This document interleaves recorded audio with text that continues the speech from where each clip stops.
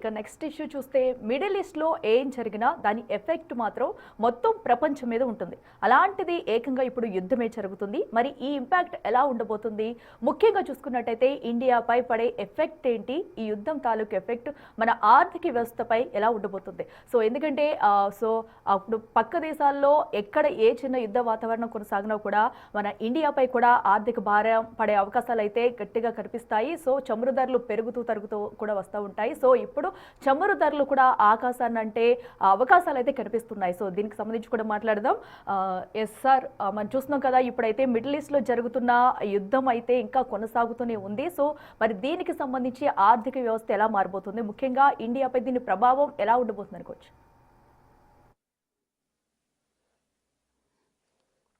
అని మీరు అన్నట్లు ఖచ్చితంగా గ్లోబల్ క్రూడ్ ప్రైసెస్ పైన ప్రభావం ఉంటుంది.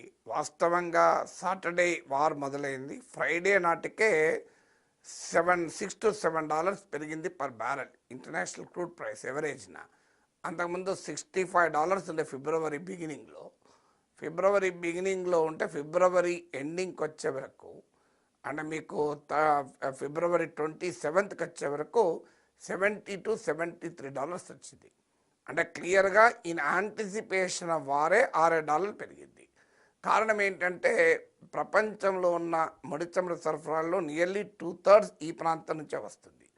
అందులో ఇరాన్ ఇవాళ స్ట్రెయిట్ ఆఫ్ హర్మూజ్ను మూసేస్తే 20% of global oil supplies effect అవుతాయి. హర్మూజ్ జలసంధి అంటారు.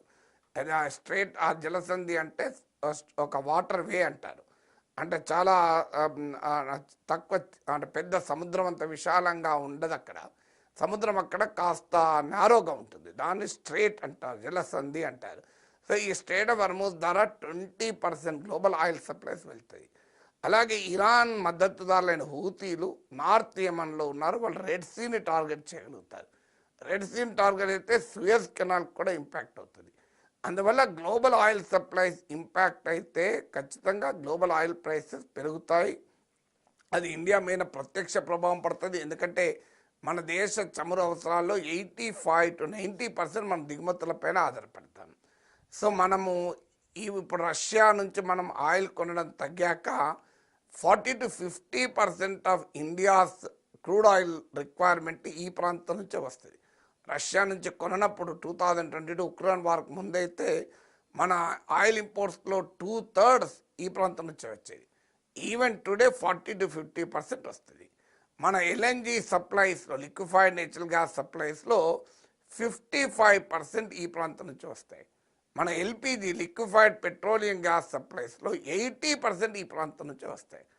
అందువల్ల గ్లోబల్గానే ఆయిల్ సప్లైస్ ఇంపాక్ట్ అవుతాయి, గ్లోబల్ ఆయిల్ ప్రైసెస్ పెరుగుతాయి మీకు. అలాగే ఆటోమేటిక్గా ఇండియాకు కూడా ఆయిల్ సప్లైస్ ఇంపాక్ట్ అవుతాయి, దెబ్బతింటాయి. దానివల్ల మనకు ధరలు పెరిగే ప్రమాదం ఉంటుంది. దాంతోపాటు ఫ్రైట్ అండ్ రవాణా, ఇన్సూరెన్స్ ఛార్జెస్ కూడా పెరుగుతాయి. ఎందుకంటే ఇప్పుడు స్ట్రెయిట్ ఆఫ్ హర్మూజ్ కనుక ఇరాన్ బ్లాక్ చేస్తే ఇండియాకు వచ్చేటువంటి ఆయిలే కాదు, ఇండియా చేసే ఎక్స్పోర్ట్స్ కూడా ఉంటాయి. ఇప్పుడు మన ఉదాహరణకు ఆఫ్రికాకు రైస్ ఎక్స్పోర్ట్ చేస్తాం. ఇప్పుడు మనము లాస్ట్ ఇయర్ 30,000 కోట్లకు పైగా 30,000 కోట్లకు విలువ, దానికన్నా పైగా మన ఆఫ్రికాకు రైస్ ఎక్స్పోర్ట్ చేశాం. అలాగే మిడిల్ ఈస్ట్కు 31,533 crore మేరకు మనము బాస్మతి ఎక్స్పోర్ట్ చేశాం. అలాగే మనము ఫ్రూట్స్ ఇతరత్ర కూడా ఎక్స్పోర్ట్ చేస్తాం. టెక్స్టైల్స్ ఎగుమతి చేస్తాం. అంటే మిడిల్ ఈస్ట్ కావచ్చు, ఆఫ్రికాకు కావచ్చు, ఇవన్నీ కూడా ఈ దారినే పోవాలి. అంటే ఇరాన్ ఇంపాక్ట్ చేయగలిగే స్ట్రెయిట్ ఆఫ్ హర్మూజ్ ద్వారా పోవాలి. అది కనుక పోలేకపోతే కేఫ్ ఆఫ్ గుడ్ హోప్ అని అక్కడి నుంచి ఆఫ్రికా సమీపం నుంచి పోవాలి. అది కనీసం 15 to 20 days ఎక్కువ పడుతుంది షిప్పింగ్. దానివల్ల సప్లైస్ దెబ్బతినడమే కాకుండా ప్రైస్ పెరిగిపోతుంది. అందువల్ల ఇండియన్కు ఆయిల్ ఇంపోర్ట్స్ పైన భారమే కాదు, ఇండియన్ ఎక్స్పోర్ట్స్ కూడా ప్రభావానికి గురవుతాయి.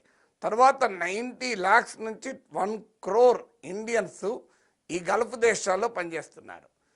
వారి లైఫ్ అనేది ఇలా అన్స్టేబుల్ అవుతుంది, వాళ్ళ లైవ్లీహుడ్స్ ఇంపాక్ట్ అవుతాయి. అలాగే వాళ్ళు మన దేశానికి పంపించే ఫారిన్ రెమిటెన్సెస్ ఉంటాయి, అంటే వారు అక్కడ ఎన్ని చేసే డాలర్లను మనకు పంపిస్తూ ఉంటారు. వీటిని ఫారిన్ రెమిటెన్సెస్ అంటారు. ఇక్కడ కుటుంబాలకే కాదు, మన ఎకానమీకి కూడా చాలా కీలకం అది. ఇప్పుడు ఉదాహరణకు కేరళ లాంటి రాష్ట్రంలో అయితే ఫారిన్ రెమిటెన్సెస్ చాలా చాలా కీలకం.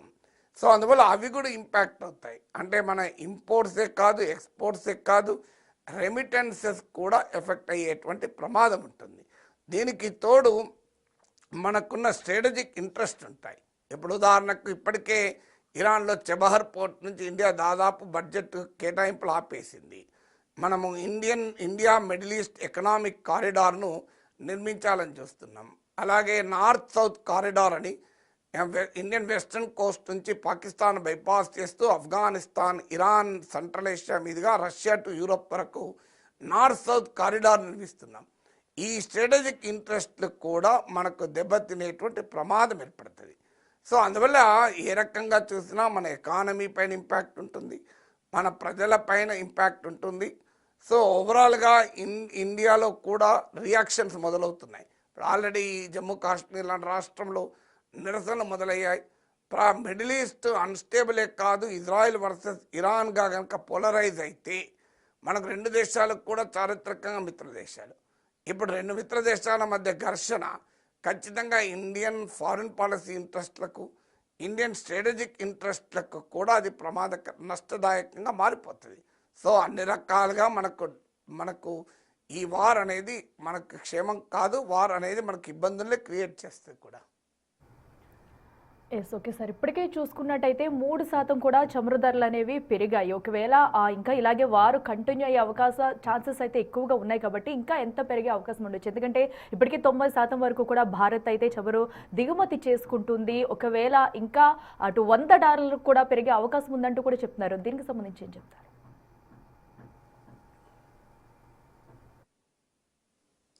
అంటే too early to speculate. Already నేను చెప్పాను ఇంతకుముందు, February 1కు $65 ఉంటే ఇప్పుడు ఫ్రైడే నాటికి యుద్ధం మొదలయ్యే నాటికే $73 దాకా వెళ్ళింది. అంటే నియర్లీ 10% పెరిగాయి, 3% కాదు.